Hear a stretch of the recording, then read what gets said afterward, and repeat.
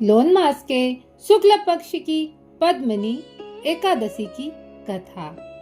धर्मराज युधिष्ठिर बोले, हे भगवान, अब आप अधिक मास की शुक्ल पक्ष की एकादशी के बारे में बतलाइए। श्री कृष्ण भगवान बोले, हे राजन, अधिक लोन मास की एकादशी का नाम पद्मिनी है। इस एकादशी के व्रत से मनुष्य विष्णु लोक को जाता है। हे राजन, इस विधि को मैंने सबसे प्रथम नारद जी को कहा था। आप भी ध्यान पूर्वक श्रवण कीजिए।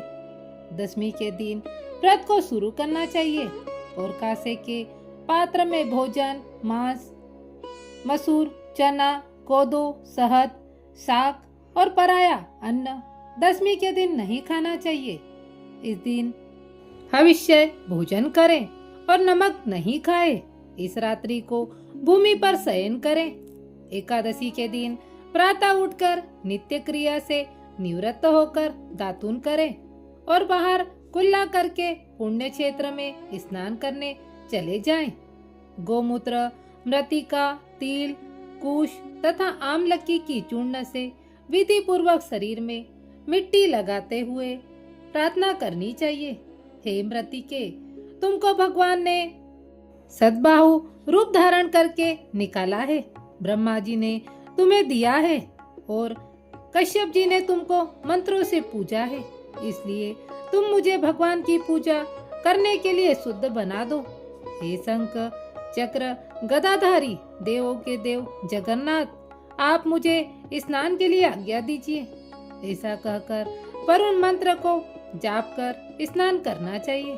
पवित्र तीर्थों के अभाव में उनका स्मरण करते हुए किसी तालाब में स्नान करना चाहिए। स्नान करने के पश्चात सफेद बिना फटे वस्त्रों को धारण करके तथा संध्या तर्पण करके किसी मंदिर में जाकर भगवान की पूजा करनी चाहिए।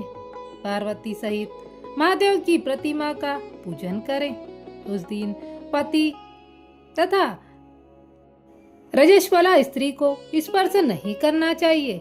असत्य भाषण तथा गुरु और ब्राह्मण की निंदा नहीं करनी चाहिए। धार्मिक एवं भक्तजनों के साथ भगवान के सामने पुराण की कथा सुननी चाहिए। हो सके तो पद्मिनी एकादशी का व्रत निर्जला करना चाहिए। रात्रि में सूर्य उदय तक जागरण करके भगवान का स्मरण करते रहना चाहिए।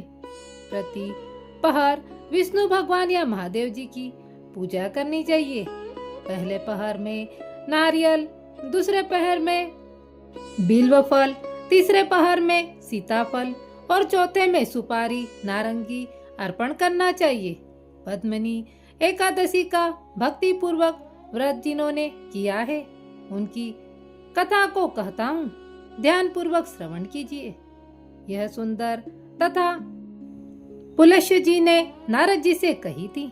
एक समय कार्तवीर ने पराक्रमी रावण को कारागार में बंद कर रखा था। उसको पुलस्य जी ने कार्तवीर की विनय करके छुड़ाया था। इस कार्तवीर की कथा सुनो। त्रेता युग में महेशमती नाम की नगरी में उपकृत्यवीर राजा नामक राज्य करता था। उस राजा के 100 स्त्रियां थी। उनमें किसी के भी राज्य कार्य चला सकने वाला योग्य पुत्र नहीं था। राजा ने योग्य पुत्र की प्राप्ति के लिए यज्ञ किए, परंतु सब असफल रहे। अंत में वह तपस्या करने के लिए वन को चला गया। उसकी स्त्री हरिश्चंद्र की बेटी प्रमदा भी वस्त्राभूषण का त्याग कर अपने पति के साथ गंधमार्दन पर्वत पर जा पहुंची। तपस्या के कारण राजा के शरीर में केवल हड्डियां रह गई। यह देखकर प्रमदा ने विनय सहित महासती अनुसैया से पूछा कि मेरे पति देव को तपस्या करते हुए इतनी अवधि बीत गई, परंतु अभी तक भगवान प्रसन्न नहीं हुए हैं। अब मुझे कोई उपाय बतलाइए जिससे पति देव की इच्छा पूर्ण करने वाला एक पुत्र प्राप्त हो। इस पर अनुसैया जी बोली कि अधिक लोध मास को जो 32 महीने बाद आता है, इसके शुक्ल पक्ष की एकादशी का नाम पद्मिनी है। इसके जागरण और व्रत करने से भगवान तुम्हें अवश्य ही पुत्र देंगे। रानी ने अनुसैया जी की बात बतलाई। हुई विधि के अनुसार एकादशी का व्रत और रात में जागरण किया। इससे भगवान विष्णु उस पर अत्यंत प्रसन्न हुए और दर्शन कर बोले कि हे प्रमदे, मलमास मुझे बहुत प्रिय है। इसकी एकादशी का व्रत तथा रात जागरण तुमने विधि पूर्वक किया है, इसलिए मैं तुम पर अत्यंत प्रसन्न हूँ। भगवान की सुंदर वाणी को सुनकर राजा बोला, हे भगवान, आप मुझे सबसे श्रेष्ठ, सबसे द्वारा पूजित, आपके अतिरिक्त देव, दानव, मनुष्य आदि से अजय उत्तम पुत्र दीजिए।